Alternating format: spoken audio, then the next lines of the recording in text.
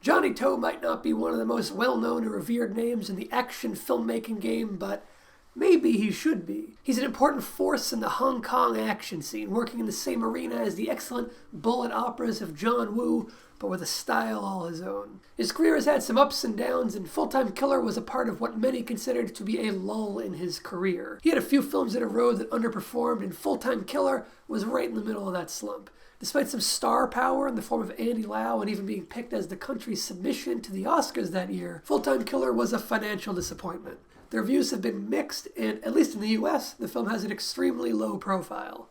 It completely flew under the radar over here, instead of being hailed as the action classic I feel it is. Also, I feel like it's safe to say that Fulltime Killer is the only, I repeat, the only badass action film that is, at its core, about collecting Snoopy figurines.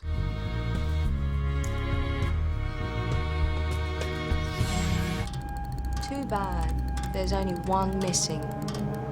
The Hong Kong Snoopy. Otherwise it'd be a whole set. What do you want? The Snoopies. Snoopy.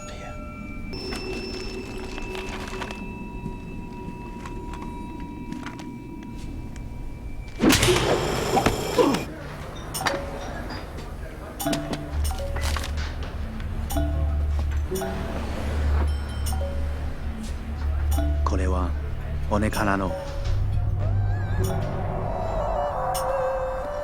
So please, join me in celebrating a film that I believe truly deserves more respect! So far on the Deserves More Respect series, I've been looking back at films that were widely negatively received. But Fulltime Killer is a film that I would say is more severely underseen rather than underrated. And I mean, don't get me wrong, it's definitely underrated too. It's got a rotten score on Rotten Tomatoes, which is absolute bullshit. Strangely dull? Oh yeah, what a great, insightful review, Jürgen Fauth. Look at this one. Is anyone else out there getting tired of the whole slow-mo, double-pistoled, ballistic, pyrotechnic Hong Kong action aesthetic? Fuck no! Never get tired of slow-mo, double-pistoled, ballistic, pyrotechnic Hong Kong action. It still sounds badass even just hearing you trying to write it off. Johnny To is sort of like Japanese director Takashi Miike, in that he is extremely prolific. Over the course of his 40-year career, Johnny To has accrued 71 directing credits, and he's still making stuff.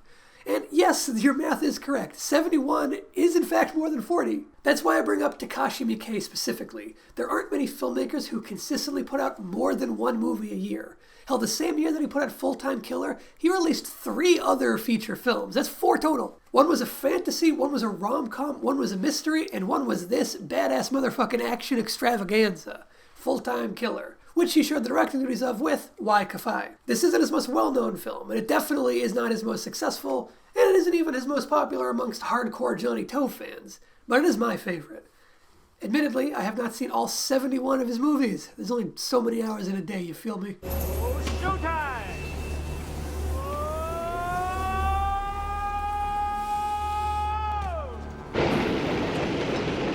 Fulltime Killer is a throwback of sorts, in more ways than one actually. Starting off with, the film is not as old as it appears. Based on this footage, what decade would you guess this film is from? The 1920s. Of course it's not from the fucking 1920s. What are you, fucking stupid? No. Fulltime Killer looks, I would say, like it's from the early 90s or maybe even the late 80s. It looks, sounds, feels, and even matches the quality of the golden age of Hong Kong action cinema. If someone showed me this footage and told me it was from a film that was in theaters at the same time as Hard Boiled or The Killer, I would not question them. But I'd be getting played like a goddamn fiddle because Fulltime Killer is actually from 2001, the same year as these movies. Yeah, it feels about a solid decade older than it really is, but that's mostly a good thing. Maybe not in the picture quality department, especially in the darker scenes where the screen can get kind of gross. But that old school style is a boon in all other regards. It feels less like a stylistic throwback and more like a time capsule piece of a cinematic style gone by that is sorely missed. And I think that comes straight from Johnny To. He's a guy who knows what he wants, knows how to achieve his vision, and doesn't care too much for outside factors, like whatever's in at the moment. Back in 1996, he had the chance to head off to the United States to make his leap into Hollywood filmmaking, like most of the best Hong Kong action filmmakers did.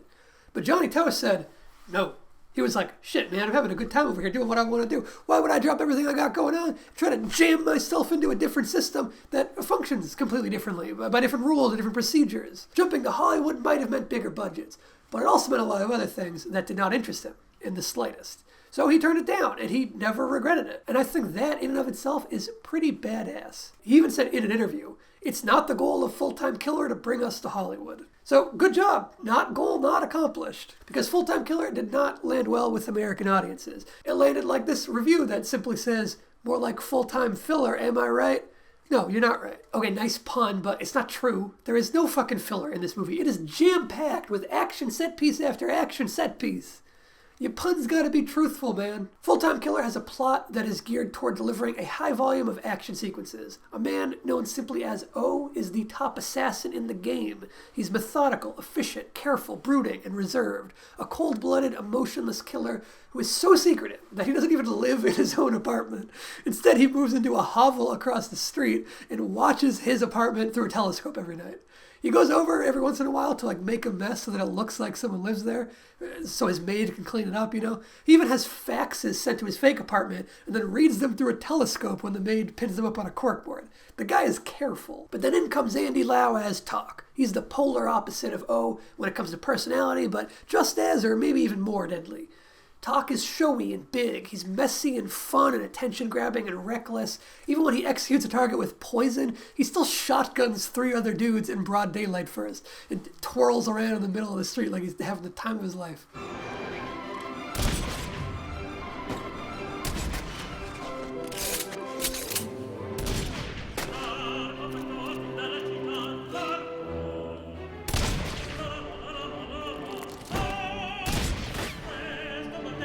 Talk wants the best in the game reputation that O has, and O wants no reputation at all. He wants to be a ghost. This contrast in character is what propels all of the conflict of the film, and what deepens the dramatic core of the film more than other similar films.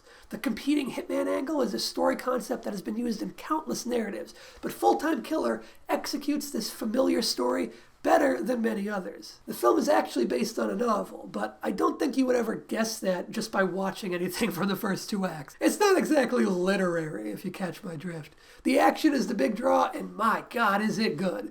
I'll dissect the action, but first I want to talk about these characters a little more, because they really are more complex than you often get in a shoot-'em-up flick like this. It's far from being a flawless script, but it is quite interesting, and it feels fresh despite being a familiar premise and being packed with references to other action movies. You could view O as the protagonist and Talk as the antagonist, or you could view them in sharing a dual protagonist role. Andy Lau definitely steals the show, but that's perfectly suiting for who both of these characters are. Andy Lau has given a lot of good performances in a lot of good films, but man, Fulltime Killer has my favorite performance of his by far. He's a big part of why this movie works so well for me. And it's quite an eccentric, out-there character, especially for a hitman. He's so flamboyant and charming that even though he's the more ruthless, violent murderer, you can't help but love the guy. He's got such an infectious smile, and it stays plastered on his face for the whole movie. And I do mean the whole movie. When he's walking around, he's smiling. When he's shooting people, he's smiling. When he's getting bottles broken over his head, he's smiling.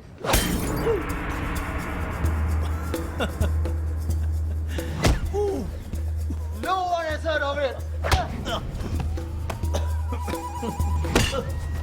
Must be a real winner.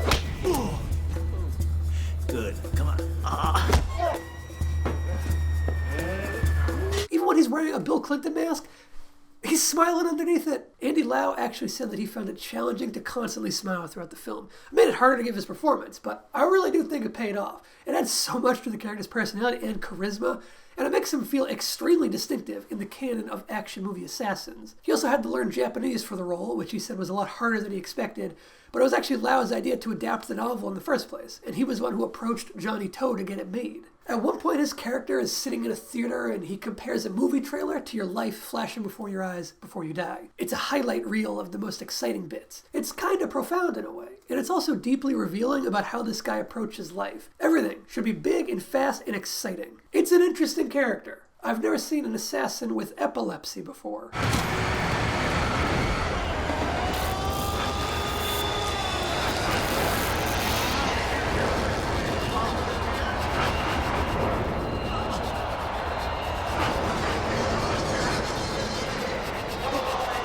There's no trick photography here, by the way. Lau really is that close to a speeding train. Johnny To said the train was about 3 or 4 inches from the end of his nose. This movie has such a good grasp of style. Everything down to the costume design is just super cool. I want Tak's whole wardrobe. It's not every day you see a movie assassin wearing a red leather jacket, fingerless gloves, and a Bill Clinton mask. Or an all-black leather outfit with blue cowboy boots on. The Bill Clinton mask is, as you might guess, an out to Point Break. And it's actually just one of a couple presidential masks that Lau briefly wears. 我想起一部好莱坞电影，里面的男主角也是常常戴着美国总统的面具。 The movie is full of references to other action movies, some of which are spelled out obviously. OK， 我知道那个电影 Leon。Some of them hit the nail a little too directly on the head for my taste. But then there are other references that don't quite spell it out for you. Like this one that could either be for El Mariachi or Desperado. 舉個例子，早幾年有部戲係講一個殺手拎住個吉他盒喺墨西哥走來走去，周圍咁殺人。老實講，部戲真係麻麻，不過。 He says it's not great, but he digs the style, which makes me think it's probably talking about El Mariachi. Otherwise, fuck you, Tak. Desperado is absolutely great. There are 2 other main characters. The first is a love interest named Chin, who becomes involved with both assassins. This could have been a throwaway character used as a plot device in lesser hands, but the romantic subplot is actually quite compelling, and it's treated seriously. The relationships with both hitmen are quirkier and more eccentric than they needed to be, adding another layer of intrigue. I was genuinely interested in the relationship drama, not just the stellar gunplay. The first scene between O and Chin is played in such an outside-the-box way that I think you can't help but admire it. 俺たちは打ち解けず、毎回会っても話すことはない。小野さん、小野さんはどうして私を雇ったんですか？掲示板に貼ってあったビラの中で。 It's the scene where we learn about the mutual interest between the 2 of them, but it's played without either actor ever looking at each other. They never make eye contact. It's an odd choice, but it strangely works.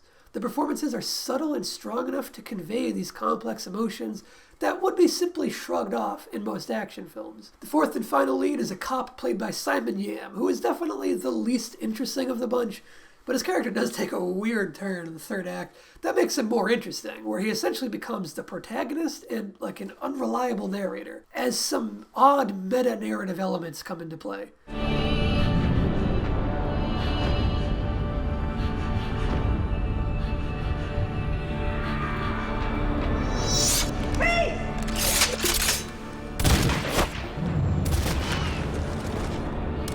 The action sequences are all top-notch. The first time I saw Full-Time Killer, I popped it on a total whim. I had absolutely no expectations, and it became an instant action favorite of mine.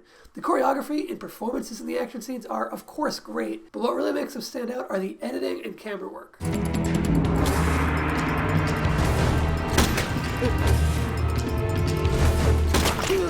This film is chock full of slow motion. Johnny To doesn't use slow motion in the same way as John Woo, but I would say he has a similar level of mastery over slow motion, while most other action directors tend to misuse slow motion. There are also tons of nice little instant replays done in the edit that you might find cheesy, but I freaking love.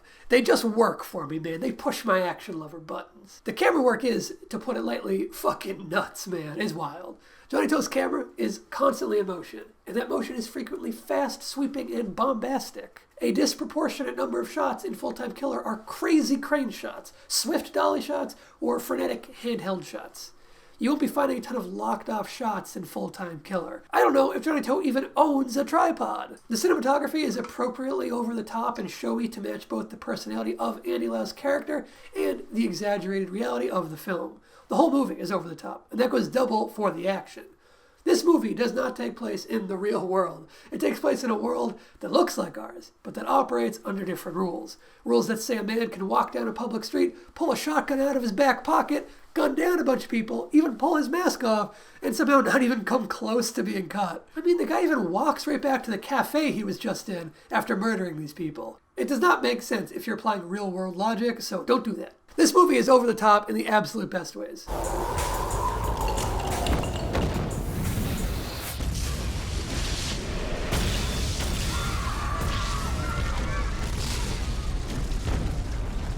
Yeah, sure, some of the crazy transitions can come off as a little goofy, and maybe it takes you out of the movie. And if that does, then I won't hold it against you, but I think it all adds to the charm of the film. Remember that scene in Terminator 2 where Arnie hides his gun in a rose box? Well, Andy Lau hides a whole-ass shotgun inside a bunch of actual flowers, and he wields it like that in the scene.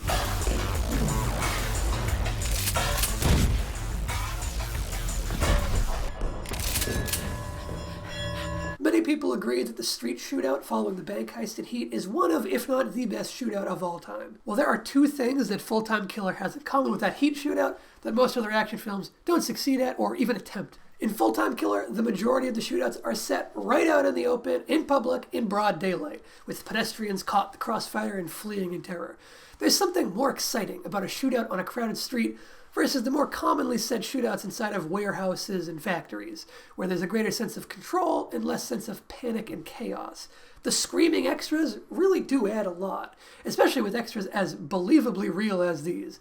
It honestly feels like many of these scenes were just shot on location without locking down the sets. I mean, you're telling me this guy's an extra and not some dumb schmuck walking the street? Look, I know I talk a lot about geometry in my action breakdowns, and maybe it's a little boring, but goddammit, the geometry of a setting is crucial in a shootout. Full-Time Killer nails satisfying shootout geometry better than the vast majority of action movies, and it utilizes the architecture of its settings extremely well. And architecture is another big point on my personal action movie scorecard. It's important, architecture and geometry. The action is as clear as could be. Most shots are extremely wide, and the camera frequently takes on a bird's eye view, or even a God's eye view angle, to really showcase everything that's going down with as much clarity as possible. It's commendable.